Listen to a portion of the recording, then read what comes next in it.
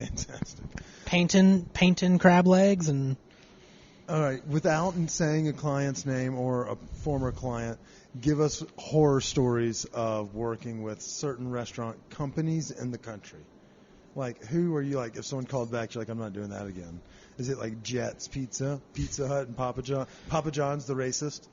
I'm not allowed to name names. No, you don't have to say the names, but you can if you want. We love gossip. We're all about tea here. THC. Is that... That was really good. It was really good, but isn't that like cheek? Yeah. Okay.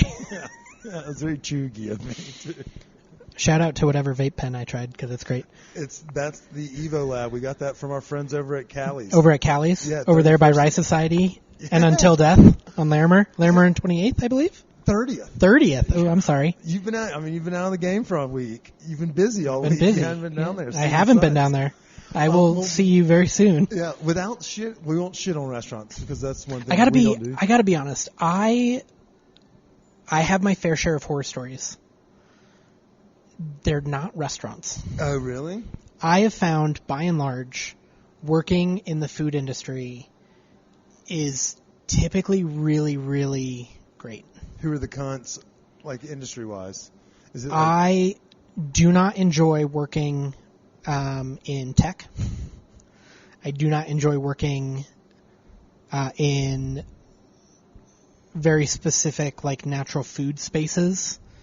So it sounds like those are a lot of Karens, and then you got some people with Asperger's that have zero social skills on the other side. There's like a weird male savior complex in natural food that you get when you like come into a company that raised like a bunch of money really quick around food that's like health focused. Because, the mission is, to feed the planet better or to be more sustainable, which are all great, and I'm all about it. But you get to the point where you're talking to founders and they're like, we're going to change the world with this product. And you're like, bro, it's a gummy. This is the first. It's delicious, and I'm so proud of you, bud. You're doing so good, sweetie. But, like, I'm just here to make it look right on camera so that you can sell it, so that your investors don't shit can you. So, like, let's like, chill. It's like cauliflower rice companies are like, we are going to revolutionize the world. Without my company, this entire planet will implode on itself. Yeah, be like, did you know Dude, that if it wasn't for cauliflower rice, we'd have 1/3 of the current national forests that we do? It's shit like that. So you have those people that like have these far-fetched thoughts of their own realities. That's typically where things get really hairy and weird. Kickstarter videos are always a huge pain in the ass. Kickstarter. My favorite story that's coming to mind right now is I in this very space we're sitting in was finishing a video, and it was for a company that was going through like a funding round, and halfway through my video, the guys who I had been working with were replaced by like a bigwig from an investment firm who asked me to slow down a clip, like put it in slow-mo, but then make me have it take up less time in the video. The weed's kicking in, so your face looks as puzzled as mine did. But he asked me to slow down time and then make it speed up. And I was like, do you want to see less of the clip? And he goes, no, everything in the clip is right. I just want to see it slower, but I want it to go faster. And I was sitting like in that conference room over there, and I went, got it. You got it. I will do that for you. And we got off the phone, and I exported the video without touching a goddamn thing, and I re-uploaded it, and I said, I made it slower and then faster for you. He was like, thank you, I appreciate it. Straight up, he goes, it looks fucking great. Thank you so much. We're wrapped. And I went to Pony Up, which is located just behind us, and I said, I need a shot. And Saigon?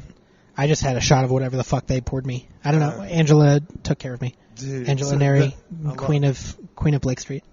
It's fantastic. I love Pony Up, especially. They're serving one of the only locations that's got late night food too. So if you're rolling out of Run for the Roses, my favorite bar in the neighborhood, bada bing, they have a fucking ready to go. They either are doing some sort of collab with helping a food truck get their name out there, or they're serving up dank ass Sammy's. I took the Saigon and some chicken fingers home the other day. Oh yeah. Passed out with like shit all over my face. That happens more times than you think. Actually, 7 days a week is what I think. 5. 2 days a week I don't drink or do any THC. Not the same days, but 2 days, different ones. Take a break. Thank you for that clarification. Yeah, because then I was feeling like he's not sober 2 of the 7 days. And that is correct. I am not. But I take 1 day off of alcohol every week and 1 day off of weed. They're just never the same. All right, so speaking of never the same, we're never going to be the same again after this episode because you shed a little bit of light. I was curious if you could give us a little tips for what you see on TikTok and Instagram. Is there something I could do better?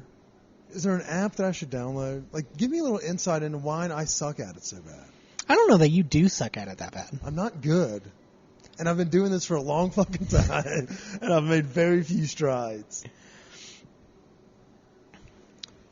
I think... Do less, do more? Yeah. Go fast, go slower? Yeah. If you could slow everything down and then speed it up a little bit, you'd be there, dude.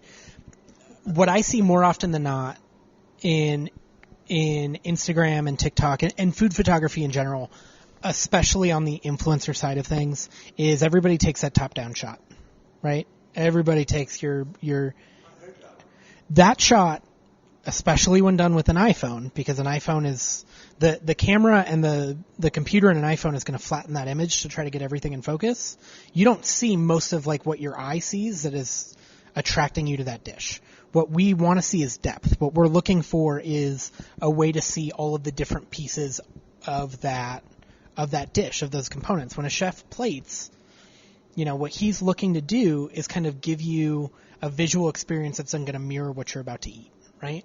And when you take that top-down shot with an iPhone, you just sort of get a flattened version of that. So if you're not holding a camera and you don't know how to like stack focus fields, your best bet is to actually bring that camera all the way down so it's almost eye level with the food, and then flip it upside down so that your camera is closer to the table.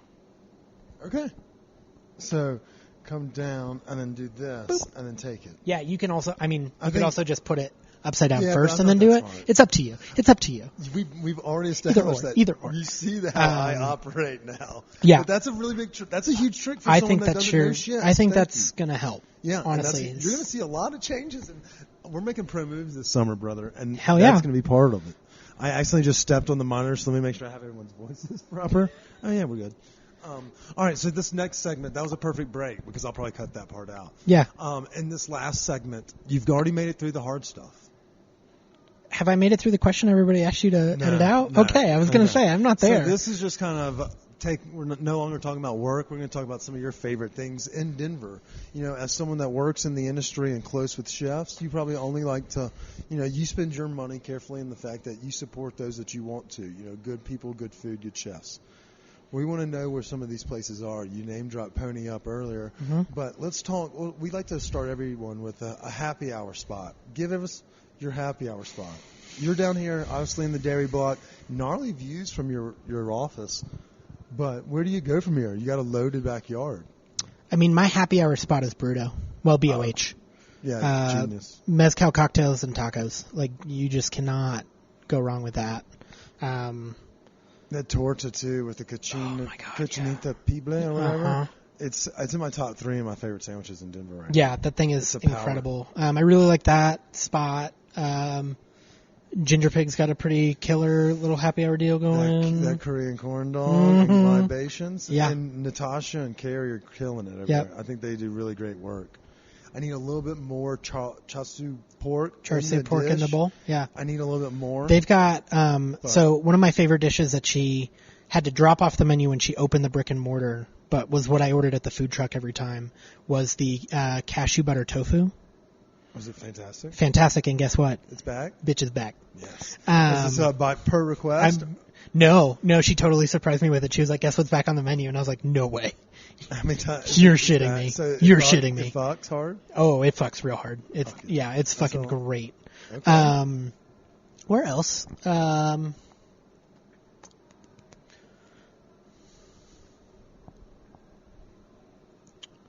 to think of like just a bar.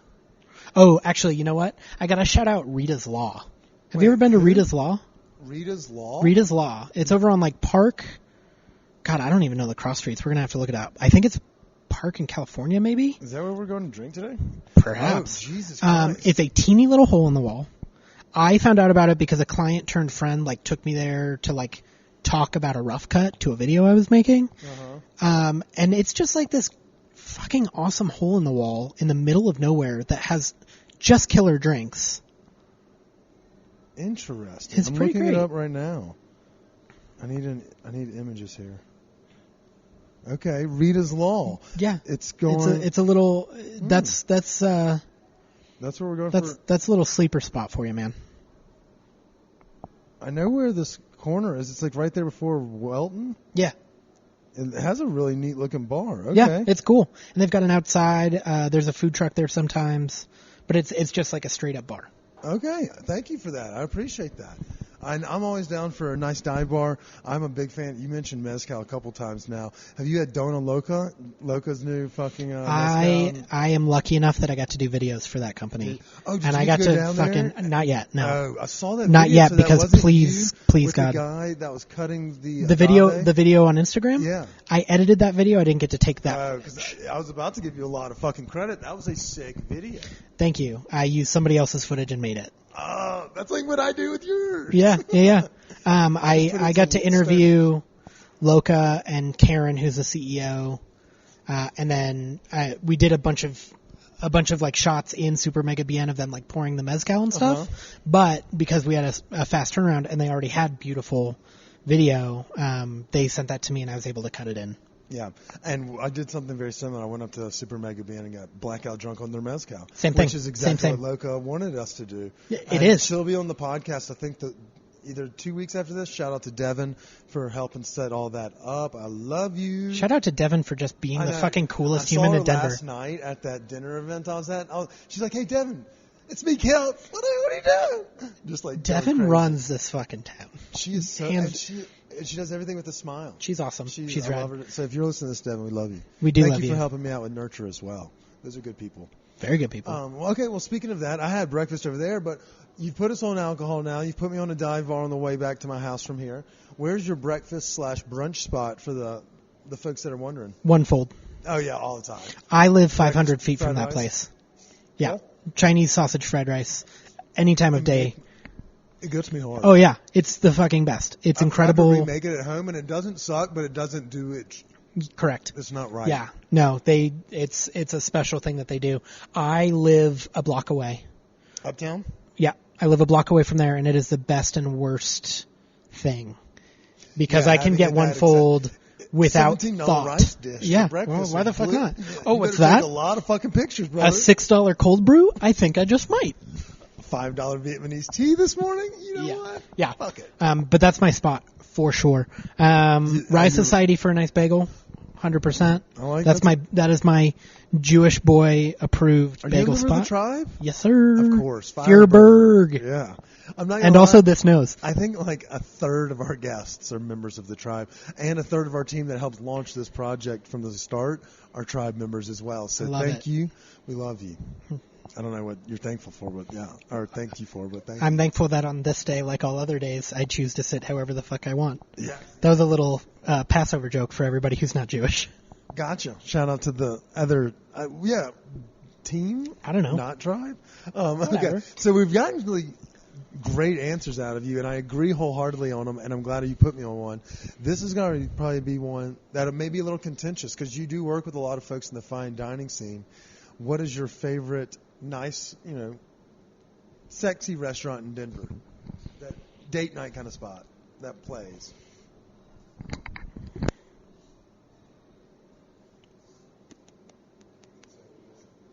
I mean, yeah, it's going to be... So I'm going like date night. We've got like 3 spots that we like really rotate. Wolf's. It's perfect in the rotation too. Yeah, Taylor Stark is just fucking killing it over there. Kelly Whitaker, always the man. Somebody People, have you been there yet? I haven't. That's Dude, that Broadway. spot's fucking dope. The roommate has brought it home a couple times. They do a little bit more like health conscious and like veggie forward dishes as well, don't they? Yeah. So that place is amazing. Okay. And then, I mean, Sushi Den, Izakaya, like those. How does that stack up for someone that loves the Japanese culture and is immersed in it? How do we stack up in that department? Like for those two? I mean, it's very different. Yeah. In How do we stack up with other major cities in the country on freshness of fish? pretty strongly, honestly, because of Those guys? those guys, Yeah, because don't of